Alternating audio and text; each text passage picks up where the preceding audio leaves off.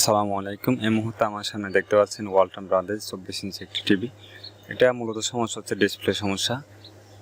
TV on করার পরে display দাঁড়ায় থাকে, কোনো ভিডিও কিংবা কোনো কিছু চলে না। মাদারবোর্ড যেটা আছে এখানে সব ভোল্টেজ চেক আপ করে দেখছি মাদারবোর্ডের সব কিছু ঠিক আছে।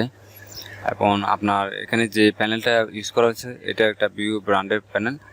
এখানে বিউ ব্র্যান্ডের এই প্যানেলে টিকনের সব ভোল্টেজ ঠিক আছে, বিডিডি, তারপর আপনার এবিডিডি, বিজিএল, বিজিএস, বিকম, অল ভোল্টেজ ঠিক আছে। তো এখানে আমার যতটা দাঁড়ানোর মুহূর্তে এটা কপ থেকে কোনো একটা ভোল্টেজ মিসিং হয়ে গেছে। তো টেকনিশিয়ান ভাইদের উদ্দেশ্যে একটি কথা, আপনারা যারা নতুন ব্যবসা শুরু করতেছেন কিংবা ইলেকট্রনিক ব্যবসা বাণিজ্য করেন, আমরা সারা দেশে ইলেকট্রনিক্সের যাবতীয় পার্টস কুরিয়ার সার্ভিসের মাধ্যমে সরবরাহ করে থাকি। এলইডিটিভির মাদারবোর্ড, কম্পিউটারের মাদারবোর্ড, তারপর আপনার এলইডিটিভি ডিসপ্লে, তারপরে আপনার কম্পিউটারের ডিসপ্লে আপনারা আমাদের কাছ থেকে সরাসরি পাইকারিতে নিতে পারবেন।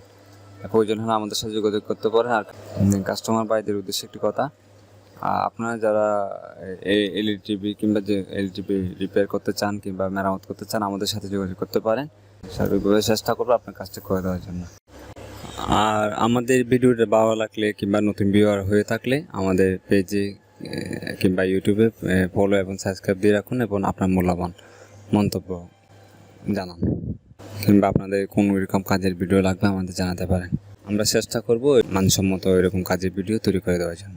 তো চলুন ভিডিওটা দেখতে থাকুন আমরা কীভাবে কাজটা করি।